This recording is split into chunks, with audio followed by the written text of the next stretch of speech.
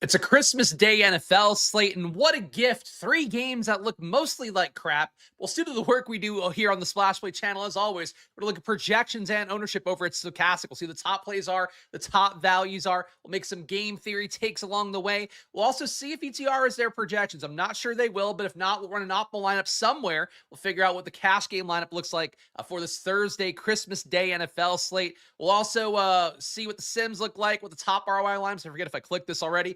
By the end of this video, guys, you'll know all the must plays along with, I don't know, my splash plays, I guess, for this Christmas slate coming up here. Let's get into it. This was a quick turnaround video today because it is Christmas Eve, and unfortunately that means that family responsibilities, or mostly a lack of concern for my scheduling, is on the table today. So Alex is going to be doing some stuff for lunch. She's got Luca right now. I figured I'd get this video done for you guys, especially the paying members who our guy Deshy Bears was asking in the chat, am I doing a video? And I don't want to disappoint people who are paying members of the channel. So here we are. We're overcoming. We're doing the best we can.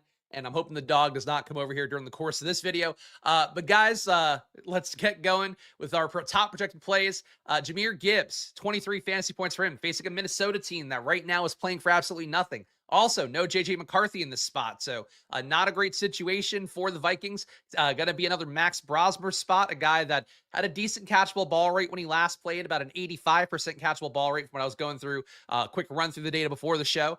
But not a guy that's good, and not a guy that grades out as a QB that we have much faith in. And Detroit's defense, even though I think people are not respecting them too much lately, is still a team overall, flat 0 EPA per dropback, flat 0 EPA per pass. Anytime you are at least a 0 in the pass game, you're doing something good because passes are inherently more efficient than not. In the run game, 0.01 EPA per rush, that's pretty close to league average as well. I don't think Detroit's defense is good, but I don't think Minnesota's offense is going to be functional here. My one corollary to that would be the thought that, a QB getting the catchable balls where they're supposed to go. That just means that the guys have to catch them at that point. For Justin Jefferson, we know he can catch balls. Addison, we know he can catch balls. Hawkinson has been, I think, not in practice so far this week.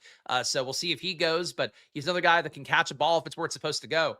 So I don't know if Brosmer is actually as bad as it's been, but in his limited sample size of playing so far, negative 1.8 EPA on pressure plays, get an 84% catchable ball rate. That's all good. Negative 0.8 EPA per pass overall. Just not good numbers across the board for Brosmer. So the big thing is that with Jahmyr Gibbs, the defense getting success means the running back likely has success. We also have Montgomery not practicing so far this week. I assume he'll go because he's David Montgomery. That does mean a likelihood of more touches for Gibbs. So hard to talk about fading Gibbs here at this point. Gibbs, to me, at that projection, looks like a rock-solid play. And shout out to our guy, Robert III here, a member for 30 months, and he gifted 5 memberships. I appreciate that a bunch. Very generous here by our guy, Robert III. If you are a member here, you're probably not getting a premium video this week, but you will get my data sheet on the weekend, and of course, you get all the fun emojis. And our guy, Emo Cowboy in the chat, I know he's advancing a BBM team, or at least was the last I heard, so hope that's still the case. And if so, you are the only person to do a stream this year that's advancing a BBM team. I'm have to get my paydays in the Puppy 2 and the Chihuahua 2. As we all know, the second tournament, that's where the prestige is. But Jahmyr Gibbs looks good, mostly because of the fact that Detroit should be on their side of the field, should be creating pressure, should be causing issues for Max Brosmer throughout this game. Gibbs going to look better for all of that. We got Dak Prescott here at number 2, 21 fantasy point projection. Why am I a Grinch on the thumbnail with Dak Prescott? It's because I am not buying Dak Prescott on the slate. I think he's going to be mega chalk for the 3-game slate. Facing Commanders defense that is certainly one of the worst in football, like we've talked about throughout this entire year, especially the back half of the year. They're giving up a 0.21 EPA per dropback, 0.23 EPA per pass. One of the worst defense in football in the pass game. Run game's not better. 0.07 EPA per rush. If Javonte Williams can go this week with his neck injuries, I think he'll be in a good spot too. But the big thing is that I think Dak's going to be your cash game QB. I think he's going to be your obvious chalk QB with about 35% of ownership for the field here. For Dak, I think the big thing is that people are going to overplay him. So to me, the guy on the other side of this game, XFL/US, I don't know if he played in the USFL, but XFL vet, guy's played well whenever he's gotten to start in the NFL. I think Josh Johnson for the Commanders is pretty compelling, with Washington having a 22-point implied total facing a really bad Dallas defense. My guess is that Dak will play well here because the results, that the Commanders have given up this year, like, they're not stopping anybody. I don't think they're going to stop Dak, who kind of drops back endlessly. But I do think for Dak, it's going to be a lot of ownership there. I think even if you have, Lamb, Pickens hit, I think it's probably going to be with another QB, would be my guess, especially when you can afford to pay down for, $4,400 QB and Josh Johnson. Theoretically, I mean, you could play Brosmer at 4,700. You can play Chris Oladokun at 4,500. I don't think that's going to work out very well, but like, there's one of these options can hit. It could also just be Bo Nix too. My guess is that Dak ends up overrepresented, so I am fully a Grinch for Dak Prescott today. The slate is full of bad players. Should I just play the good ones? Hey, that doesn't seem like a bad idea. Give it a shot. See how it does. Wishing all a spectacular Christmas. Yeah, I don't even know if I'm going to have myself a spectacular Christmas. I am planning, by the way, guys, to have NBA projections on Christmas Day. So not sure if I'm going to be able to get in an NBA video today because that's where the timing's going to get weird because Alex is fucking me today on my normal scheduling and not in any other way. This time of year, it's flowing red in the Spags household for Christmas decorations and other things. Gross. That's I apologize for telling you guys. Either way, though, for how it's looking for the slate, I think that it's going to be a lot of chaos in the NBA because some of these guys are going to be banged up, and that's going to suck. The NFL one's going to be pretty straightforward. You have 3 dog shit games. You can make your lineups and not worry about anything after they lock. So that's how it goes. Anyway, back on track here now that I've disclosed my wife's menstrual patterns. Amon-Ra St. Brown, 41% ownership here. She doesn't watch the videos, so it doesn't fucking matter. Amon-Ra St. Brown, 41% ownership here. Pretty good ownership going against Minnesota. Minnesota, generally a team that is playing a good amount of zone, 67% zone rate. That plays right into Amon-Ra's hands. On the year, 3 yards per out run versus zone compared to 2.2 versus man. Exact same target rate versus Bull, so no real lean there. But that said, for Amon-Ra St. Brown at this point, I think that he is worth that ownership. I think you'll be able to afford him if you do pay for one of the cheap QBs, but you do have guys like the Dallas double stack. I mean, if Lamb and Pickens really go nuts here, if that Dak chalk hits, it's probably with both those guys having outlier days. They're both 7,300 for Pickens, 7,600 for Lamb. You're probably not going to afford Amon-Ra at this point. All right, Vito, I think you could take a little break here. Just not getting the best vibes from you, Vito. For Amon-Ra St. Brown, think that at this point, ownership seems fair on a 3-game slate.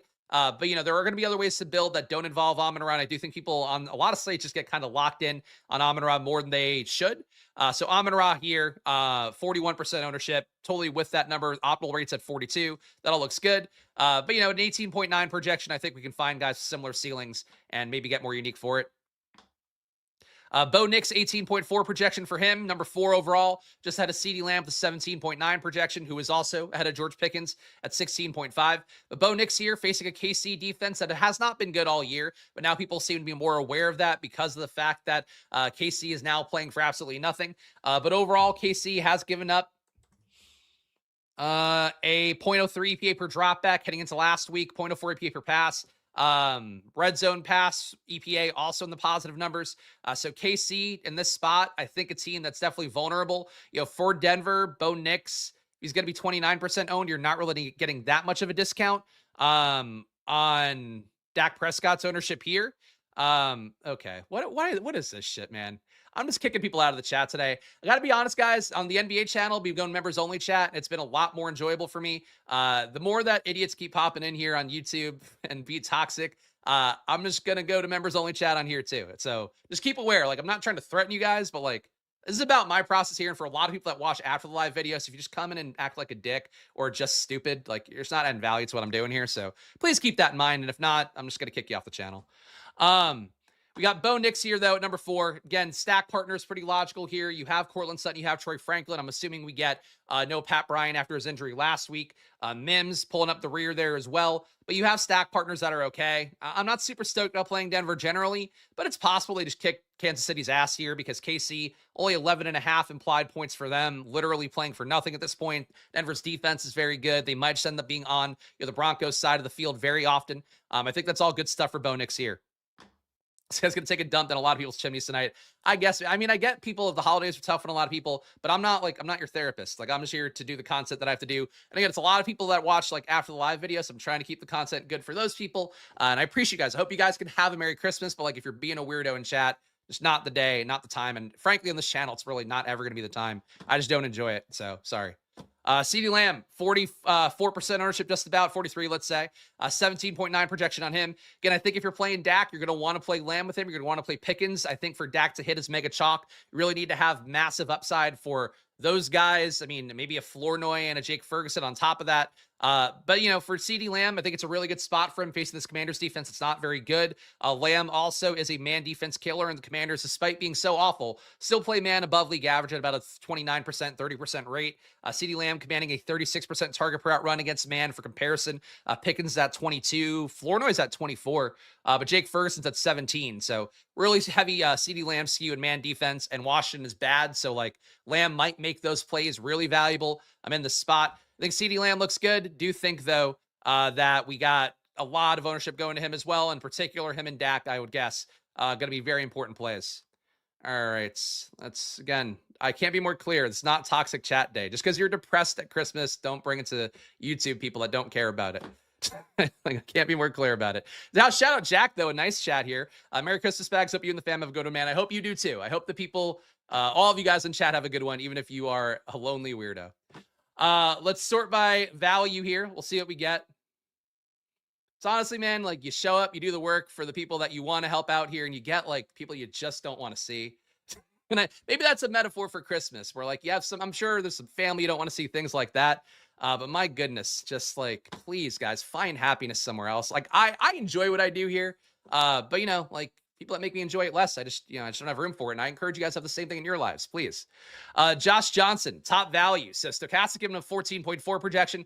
I love him. I don't think he's going to make cash game builds. I think that the price tag works great, though. I do think the projection is a little bit too low to make a cash game optimal kind of situation. And I think people just don't like playing cheap QBs as much as I do. But week after week, we keep ending up getting into these spots where cheap QBs are at least in the hunt to win or straight out winning, even in spots where it's not the cheap QB I want, like Shador a couple weeks ago. For Josh Johnson here, he's a mobile QB. He is playing to keep getting gigs in the NFL. At a certain point, like Josh Johnson, I think it's kind of old. He's been doing this game of cat and mouse where he plays a little bit for a while. Oh, this is sad. So Josh Johnson here, not even the top Josh Johnson that comes up. 39? Oh man, he's real old. Oh, he is real old. Holy shit. Okay. Well, that could certainly hurt a little bit here. Though, you know what? He doesn't have the miles on him because he's mostly like a practice squad QB in most places. But look, I'm willing to take the shot on Josh Johnson, just knowing what he is, knowing how bad the Cowboys are. I think it looks good for Josh Johnson in this spot where he is still getting a good value projection. I would have liked him to be 36. I would have felt a little better if you were 36, but 39, you could still do it. Graduated college the same year as me. There we go. And the comedian over the NFL player. There we go. And yes, spread love like church candy, I guess. I don't spread love like church candy, but I don't spread meanness. Yeah, it's a Grinch in the thumbnail. Maybe that's bringing out the Grinches. Bo Nix, number 2 value here. We're in another slate where the QBs are our top values along with Jahmyr Gibbs. So you're not getting any actual value on the slate. We don't have that 3K guy that looks good. But you have Bo Nix being a decent value here. You do have Dak Prescott, number 3 value here. Jahmyr Gibbs at number 4. And Max Brosmer, who, again, throws a decent catchable ball, it seems like. Look, if I'm playing Josh Johnson, I'll probably take a shot a little bit Max Brosmer. It does seem like the team totals, though, with Washington at 22 implied points, Minnesota at 17.8 at home. It feels like the market buy-in is not there for Brosmer as much as Josh Johnson. But I think to me, a cheap QB kind of week. And with Brosmer at 7%, Johnson at 9% on a 3-game slate, I think you take that shot. But, you guys know I am predisposed to cheap QBs here. That's how it goes. How does Burks look? I don't think he'd be an option. You're still getting the starters most likely for Washington. Can't imagine it's a good projection on him. It's 6.2. Okay. Did bring in Driscoll. Yeah, I mean, they could do that, but I mean, Johnson has been in this offense before, and he's been literally a commander before. And certainly, well, I guess Driscoll can play a similar kind of game, but he's not going to throw as much as Mariota or Jaden did or Josh Johnson can. I think Driscoll's more of an emergency thing. It's weird that Sam Hartman doesn't get the shot at all. Like, not that I think he should play or anything, but he wasn't bad in college. Like, I don't know. I'm surprised that he's not getting any looks at all. Top owned plays. So we've seen the top projected guys. If you had to guess, a lot of these top projected guys will be your top owned guys. But Jahmyr Gibbs, 73% ownership. Again, a very chalky play here with Montgomery banged up and a Minnesota defense that we don't expect to be super productive moving the ball. Hard to argue against Gibbs. I mean, we have seen Gibbs be mediocre as chalk on a main slate, but he's still likely going to give you, 20 fantasy points, if not high teens. On a 3-game slate, that does seem a little bit harder to fade. especially because there aren't a lot of great running backs in great situations, or running backs who just have the full run of things. Aaron Jones, likely no Jordan Mason. That's a better outlook, but unfortunately, he's still playing Detroit with Max Brosmer as his QB. In KC, you're not playing those running backs. For Denver, RJ Harvey, okay, but he's not also a lock. I like Javonte. Washington RBs don't think we really want to play. So I think for Jahmyr Gibbs, that's sort of the case for him, is that things look good for him, and people are just going to be really comfortable playing him. So 8,300, spending a lot of money there. I think you could still find ways to not play him, but that's a lot of ownership for a reason. Hard to not be with the field, even though his optimal rate is technically a little bit lower. At 68%, field's going to be at 73% ownership. Thanks for the kind chats here. I'll read the nice chats instead of just the shitty ones. Thanks for the great content from BB Meatgazer. Enjoy your holidays. I appreciate it. Hope you guys are doing well, too. If you are best ball people with some teams left, I've got 2 finalists that I'm praying for, but, we'll see how that goes. How's Johnson still in the league? I mean, you've been with enough teams, you make good relationships with the teams that you play on, and sometimes they just need somebody down the depth chart, but he's not really in the league. He's in the league because they, needed a guy to fill in when they've kind of had a million different people hurt. Okay. You're just making new accounts, guy. It's literally Christmas Eve. Like, I can't be more clear. It's the saddest time to be a troll here for this guy. But just go do something else. I beg you, man. For your life, not even for me, because I can just mute you and then that's it. You disappear from my vision as you will for everybody else. But just please do something else, man. My God. Sorry for the post-live viewers. I got to remember, I'm doing this video for the 2,000 people that watch after the fact, not the 100 or whatever that watch live. But fuck, man. It's the wrong time of year. Hartman was ass in preseason. Think he's just around because he's friends with Jaden. He's also beautiful too. Don't forget that. But yeah, that's fair. Defense disguise coverage as well now. Recent rookies don't stand a chance. That's also fair. I mean, that is part of the thing. I think Davis Maddock had a viral tweet about that, about, the Colts bringing in Phillip Rivers as opposed to giving Riley Leonard a shot. It's harder to dissect an NFL defense more than ever. So I get how that is. That said, you still want to, I think, give young guys a shot, give them a chance to see what they could do. And, and frankly, again, he's very handsome. I think Sam Hartman's moving some jerseys if you give him a good run out there and he can play okay. And also, he can run a little bit. I don't know. He's been in the system long enough. I think you give him a shot. But I also think you should give Riley Leonard a shot. I think they're probably going to play Rivers one more week. And it's just see what Riley Leonard could do. What does it hurt? I like this heterosexual male chat. The most beautiful. We all agree. Sam Hartman. Let's real fast for the people in the back who don't know Sam Hartman. We're going to increase the vibes here instead of one guy making a million different accounts. I mean, look at this dreamboat. He's a little too manicured. He looks like how I envision myself. He looks like how I look in the mirror and go, this is you, Chris. And it's not. With the beard, he's a little too primped for sure. If we're gonna go full critiquing him mode. But again, a beautiful man. So Sam Hartman not playing though. Josh Johnson, weathered. Not as beautiful. He probably only has a 3.5-inch penis. That's true. That makes us all feel better.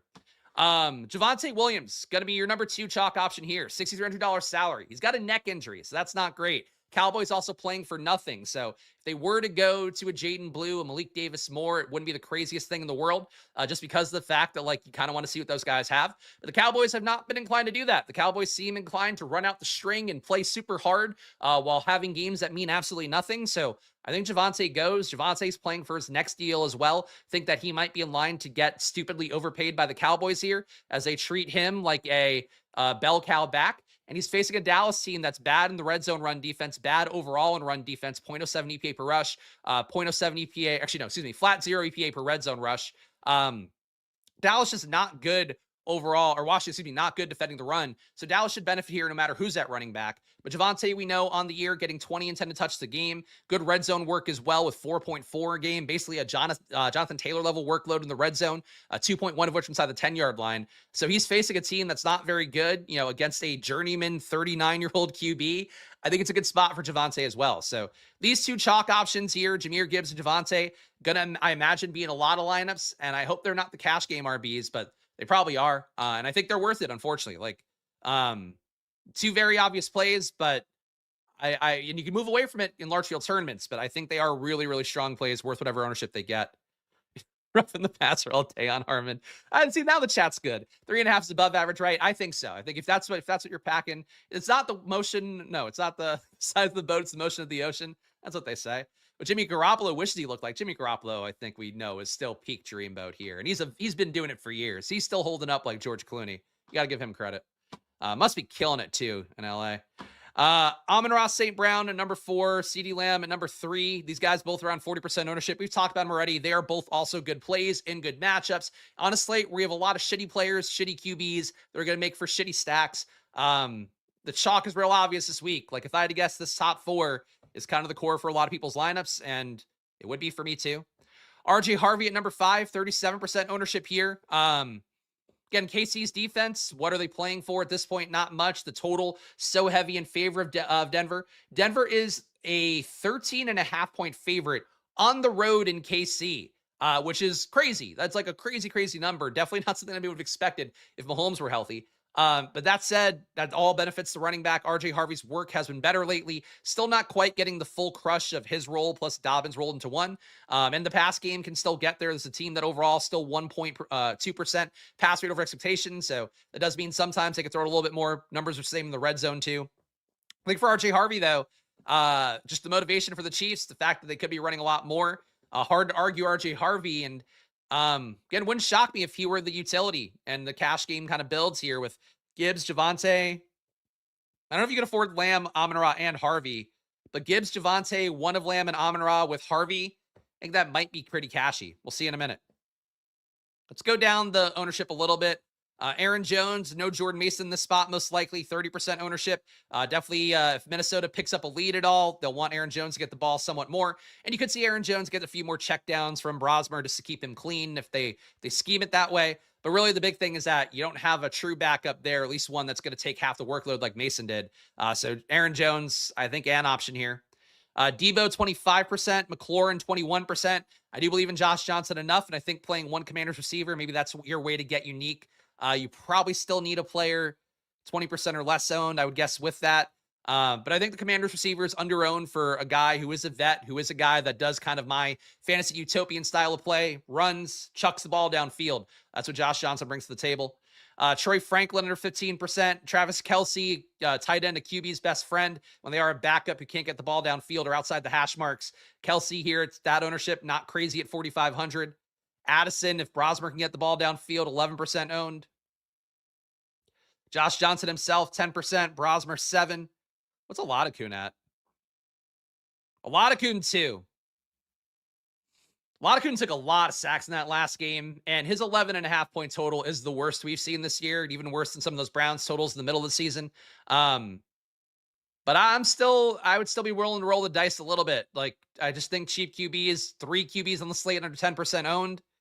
I don't know, man. That's my kryptonite. I think Johnson and Brosmer, like I'd rank it. Johnson, easy number 1. Brosmer, number 2. Oladokun, number 3. But I think getting 5% of them, 10%, it's not that crazy. You want a Kelce narrative last KC home game before retiring? Sure. That's not a bad one. And of course, love is in his heart with Taylor Swift. He's not in YouTube chats being mean for no reason. Let's see if ETR has their data up yet. They didn't before. Oh, ETR's got their data in. Christmas miracle, guys. Let's see what ETR has for us on Cash Game Guild build. And again, guys, please do show some love. I put up with a lot of shit here just in the quest to show you guys my gambling. I don't brag about anything. I don't call myself a DFS pro, despite what weird burner Twitter accounts call it. I am a pro content creator. I've been doing this for 7 years now professionally, and I'm very good at what I do, showing you guys the data, showing you guys my takes. I took a job at Football Outsiders just to learn football better for this kind of shit. So this is what I do for you guys here all season long throughout the playoffs too. And I battle off the trolls left and right. I go get under the bridge, troll. But ultimately, it's Christmas, guys. So please show some love. Hit that like button, subscribe. I'm doing the work as best I can for you guys here, even with adverse conditions, both with my family and also just the fact that the sites didn't update their data before. So I had to wing it more than usual here. But I still show up and do the work for you guys. That is my promise, and that is a premise here of this channel year round. Also, check out Stochastic, 15% off. Use promo code SPLASH. Link down below. Does support the show. Half the money you pay to me or pay to them comes back to me. So it's a big way I'm able to do what I do here. So click that link. And of course, join the Discord too. You get to see my data sheet updated every week. All the stuff I swear by, the advanced analytics from Sports Info Solutions, another great site that's pretty expensive. I'm lucky to have access to. The EPA stuff, it's all rolled up into one thing that I reference throughout all the content I do. So join here for $5, support the show. And shout out to Robert Griffin III for giving out some memberships earlier in the video as well. Okay, this guy has the same things. It's funny because like this guy is the same troll that gives me the same troll things, and he thinks I'm married to a stripper. My wife is a creative director for a large ad agency. It's so weird. Like this, please, whoever this guy is, it's fucking Christmas. Like, I would say kill yourself or just find joy. I prefer the latter, but do either, man. Please, it's fucking insane. Like people who can't find joy in their lives depress me so much. And I say that as somebody that like you guys can tell, like I'm not like I'm a very cynical person, but like I have love in my life. I have things I enjoy. If you're that person, just find something for yourself. It's not me. I'm not the one. I don't give a shit. I really do hope you die. You're making me say that on Christmas. Santa's not gonna be happy.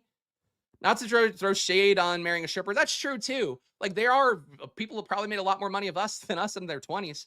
But like, it's just, my God, like, it's just the obsession level. And that's, I could tell you that guy's made that same insult on stochastic chats across a bunch of different burners. Like, just do something else, man. They get computer access for Christmas. I don't know. But it's the same guy. It's like, it's so fucking weird. Jahmyr Gibbs, 24-point projection here from ETR. Let's look at their data real fast. Amon-Ra, about 20. CeeDee Lamb, 18. Pickens. We're getting a pretty similar order of operations here with ETR data. Dak Prescott, going to be chalk if I had to guess. But let's put a little decimal point on these projections. And let's go this way. And then, guys, remember, when the chat is members only on the next video, we can know who to thank. It's going to be this fucking weird dude. He'll probably pay $5 to make the same insults. And so then I'll make $5 off of it. $2.50 with YouTube's Vig. We got the cash game lineup here with ETR data. Oh no, Josh Johnson. All right, so Josh Johnson is the ETR cash game QB. They seemingly want to get Josh Johnson in here to cram in the studs. You got Javonte, Jahmyr Gibbs, Lamb, and Pickens.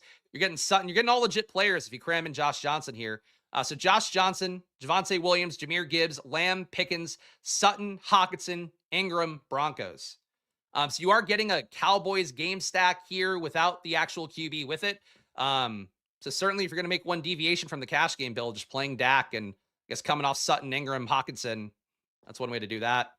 Overall, across these top 25 optimal lineups, you're getting Broncos D in all 100% of them. Javonte Williams, also in all 100%. Jahmyr Gibbs, also in all 100%. I mean, the running backs were the ones I really think are the hardest to move away from here. Broncos D at 3,700, a little bit underpriced going against a team that does have an 11.5 point, implied total. But I think for these three guys here, or these three players coming up a lot, they are three of the best plays in the slate, so it's hard to critique. Though certainly, again, showdown rules here. If you play max 2 out of 3, max 1 out of 3, if you somehow are able to fade all three, that does seem like that'd be hard to pull off. If you get that right, you're going to be away from a large portion of the field because I don't think it's going to be different no matter what data you're playing with here. I think this is a leave a little salary in the table week based on what I'm seeing. Yeah, I think that's probably an okay way to handle it. I mean, it's not showdown rules where I think you want to be going down to 47K or something like that, but 48.5, I could see salaries like that working well enough. The thing is, like, you still probably want to be paying for the studs enough. I think it's, if I had to guess, it's just more getting the unique pieces around, who still have a decent salary on them. And hoping that like a Debo outscores, Lamb or Pickens, something like that. Not specifically making that case, but I think that's the kind of thing you're hoping for here. Or if like a Troy Franklin goes for 30, like you just play the chalk around that. Or pick a Washington running back. I don't think you're going to need it on the slate. I think Javonte's going to give you enough. I think Gibbs is going to give you enough. I think Harvey's probably going to give you enough. That's certainly a chalky assumption by me too. Player stacks. You're getting Sutton, Ingram, and Broncos and about a third of lineups together. Nothing really to note there. Game stacks, Gibbs and Hockenson in a quarter of these lineups. Nothing really noteworthy there. Team stacks, though. So, all right. So this is a really important one. On previous Thanksgiving slates, it's been a thing that I've called out and has been correct after the fact. Doesn't necessarily guarantee you're going to win money. But generally, one of my rules of thumb on short slates, 2 to 3 gamers like this, is whenever you have a team that's coming up naturally in the optimal lineups where it's like, you're going to get force-fed 5 Cowboys or whatever in the optimals, or at least 3 Cowboys is more likely what it's going to be here. You just want to have minimum, or maximum that many Cowboys. Like, just get away from the field, overstacking, because everybody's solution, including Sim's solution, to getting away from like a chalk configuration like that is usually adding more onto the stack. So you end up with like basically these at least 2 Cowboys being optimal in every lineup, and that's the case here. You can see that 3 Dallas players are in 48% of these top 25, at least 2 Dallas players in 24, 4 Dallas players in 20, 5 Dallas players in 8. So you're basically saying that all of these lineups include at least 2 Dallas players. So right away, if you were to consolidate production for Dallas to just Javonte Williams, just Pickens, just Lamb, just Ryan Flournoy. Like, again, I don't think that happens, but that makes you a lot more unique for it. So people will get jammed in a ton of Cowboys on the slate, and you get it because the Commanders' defense is awful. But if that doesn't hit, you're going to have a lot of the field overplaying Cowboys here. And if it's happening naturally in the projections, it's going to happen even more across the entire field set of lineups. You're also getting 96% of lineups include at least 2 Broncos. So you can make the same case here. I mean, it's not every lineup like the Cowboys, but at least 2 Broncos and 96% of lineups is kind of functionally the same thing. So right away, if you were to play 1 Cowboy, 1 Bronco here, and just play more, I mean, if you play a Vikings game stack, I imagine nobody's going to own that. If you play a KC game stack, nobody's going to own that. But even a Commanders game stack, you're probably not going to get as much on that side where it's like, Commanders dominant, 1 Cowboy on the bring back. So I don't know. I would say right away, just one way to get unique is to play max 2 Cowboys, even, 1 Cowboy if you can, 1 Bronco if you can. But I would say max 2 of both, I think, would be a good way to strip away at least those chalkiest swaths of lineups and hope you can get unique there. Don't think we have sims ready. Yeah, no sims ready. Let's go to Stochastic and run a sim. Thankfully, it seems like our trolls have run out of accounts. Though I know that me saying that probably means that he'll find one more. Let's go. Let's do this thing, guys. Oh, man. It's honestly feels like fresh air for me when it's like I don't have somebody being weird in the chat. like I really, and it's fucked up. Like, to keep myself happy. I've noticed it more. Like the NBA streams this week, like you probably noticed. I just enjoy having clean chats, like where all the chats are like productive, and you can't guarantee that when your channel gets to a certain level of growth, and you're like me and you're mercurial, bring out the worst in people, I guess. Yeah, members only chat, splash play. That's what we're doing. But I appreciate you free guys who are nice. Shout out Casper here. Thanks for all the content this year, Spags. I appreciate that. Thank you for being here.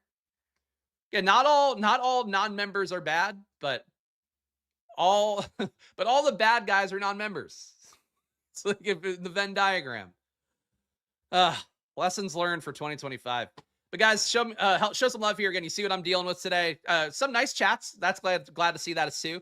Glad to see that too, rather. But just weirdos. So help me out. Hit the like button, subscribe. Goes a long way here, so I can be seen by more weirdos. Will then make me uncomfortable. But also join Stochastic. Promo code SPLASH, 15% off. Link down below. And last but not least, join the Discord here. $5 to join. Supports the show here. And of course, you usually get a premium video every week. I don't think this week though, because of it's going to be tight scheduling for me on Friday. But you get my data sheet every week throughout the playoffs too. It does add value. And people have won $50K in a year off of that. So, or in a slate off of that. So more power to them. All right. Your top ROI lineups here according to Stochastic data.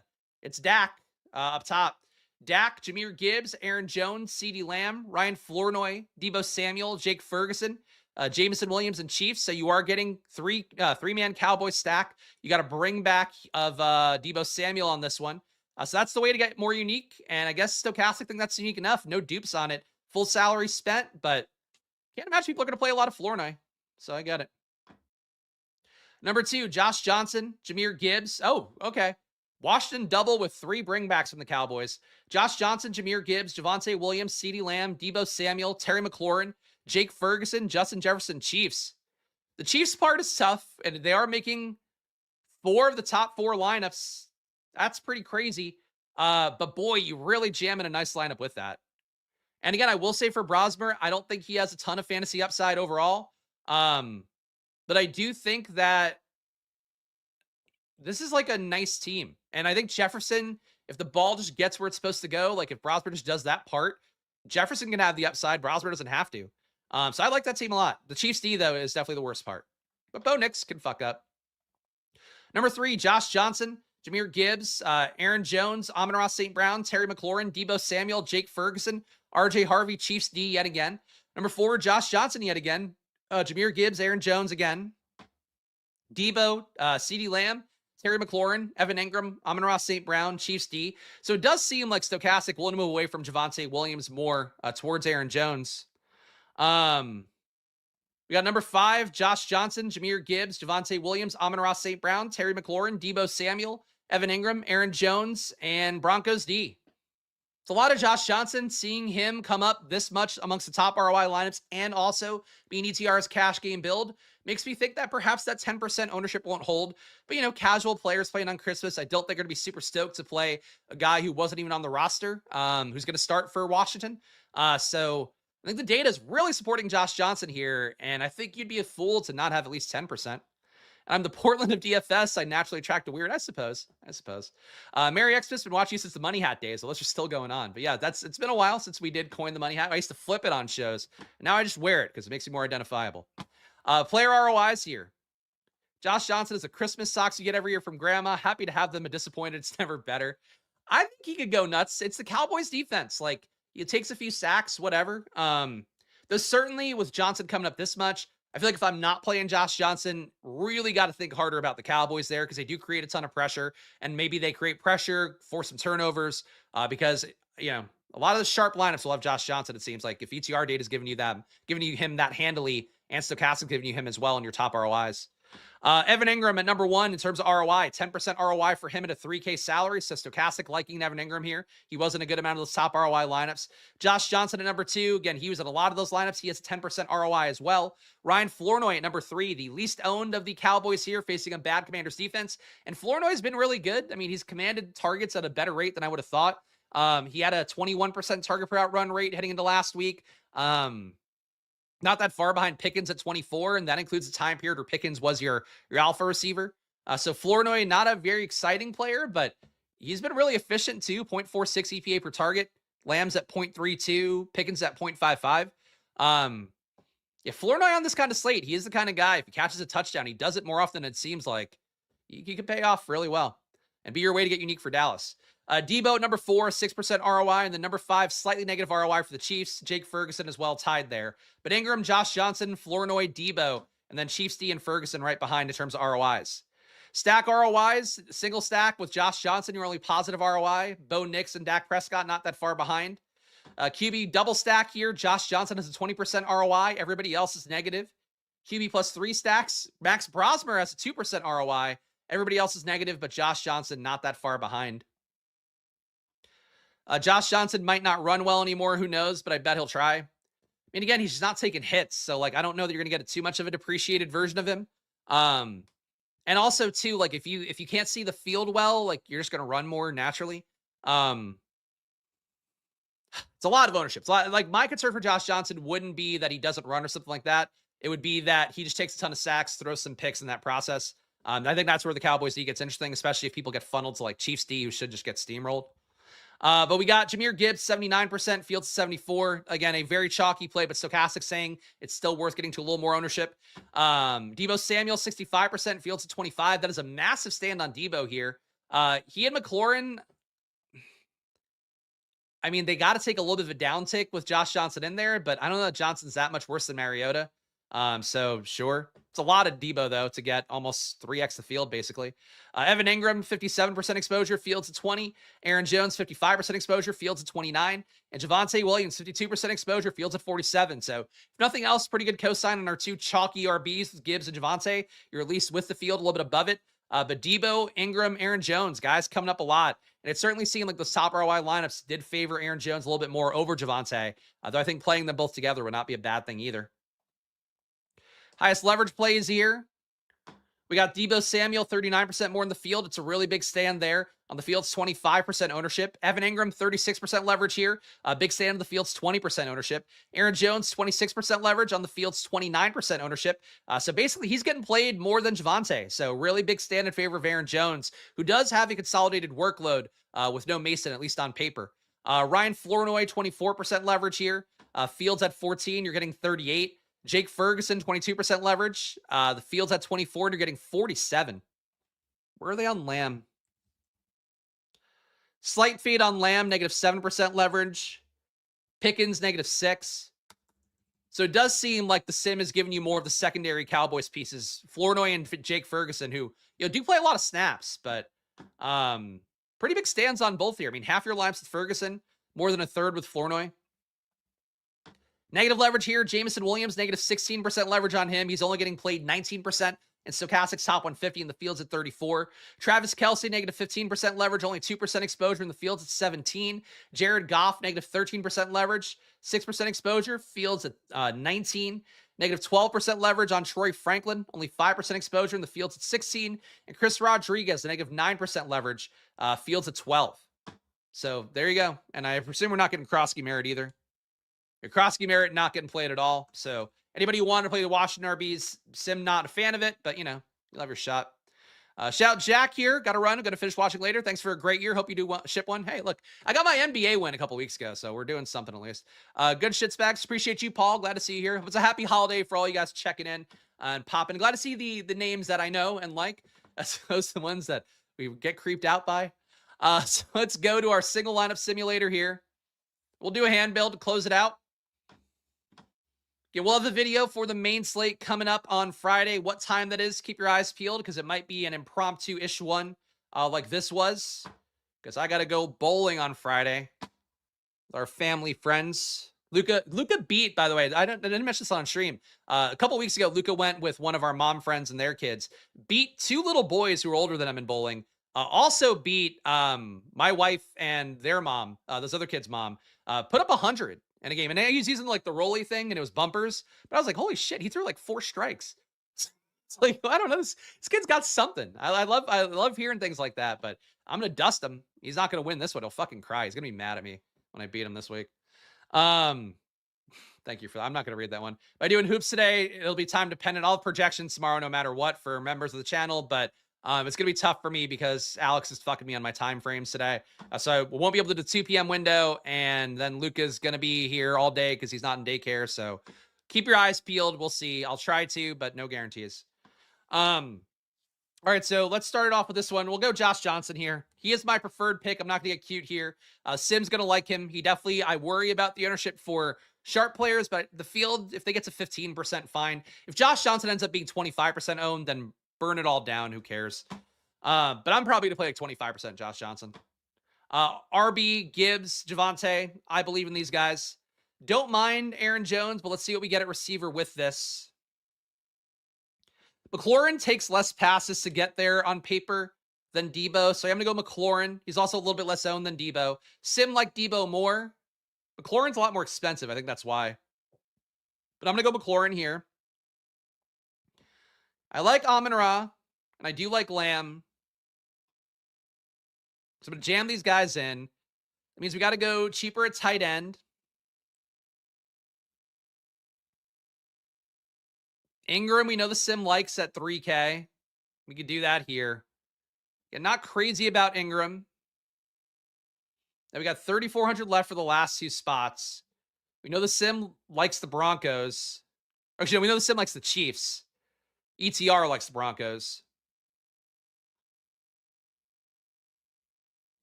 Let's see. Let's go Chiefs here. Get 4,500 left for the flex. Show affordable players. Kelce, McNichols, Ferguson. I don't think Josh Johnson is going to be good for McNichols. McNichols needs those kind of check down passes, and Johnson should run those more. Mobile QBs don't afford check downs quite as much. Ferguson here would give us a third Cowboy, but I think it would be a more unique Cowboy. I don't mind Kelce here. Just 2 tight ends from the last game. Let's do that.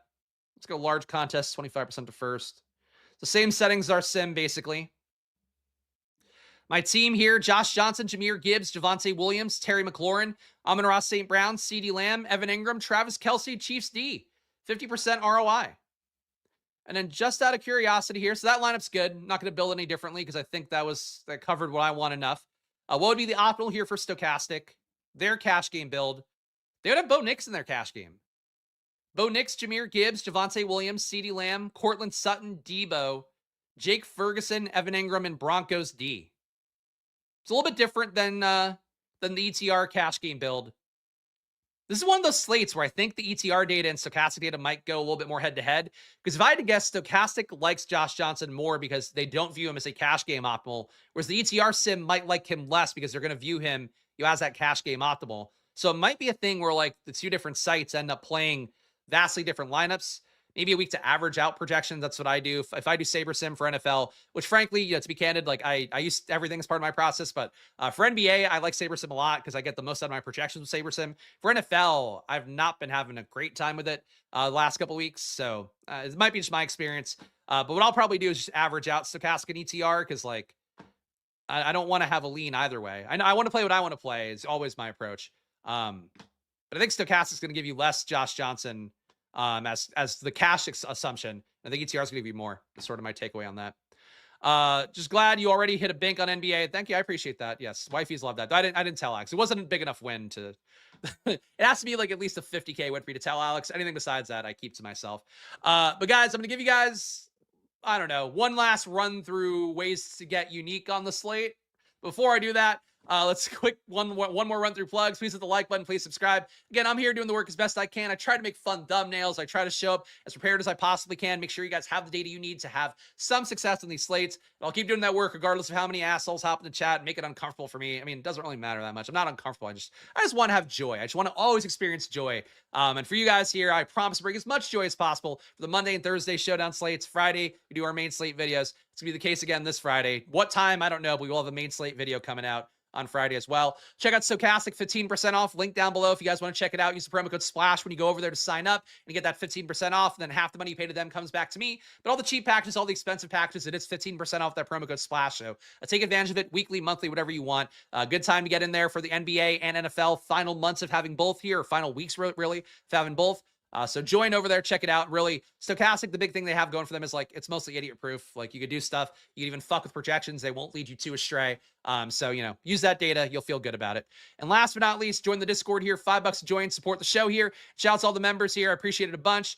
Does mean a lot for me here to get that support from you guys every show. But appreciate you guys being here, whether you're a member or not. But if I appreciate you, at least this, I'll go this much more. If you are a member, especially if we have to move to members only chat, because like I don't like losing the chats, and I know a lot of you guys are free, but if it just keeps it from me having to mute people and see annoying things during a stream, I'm probably gonna do that for my sanity moving forward. But my thoughts of the slate, I think Josh Johnson looks good.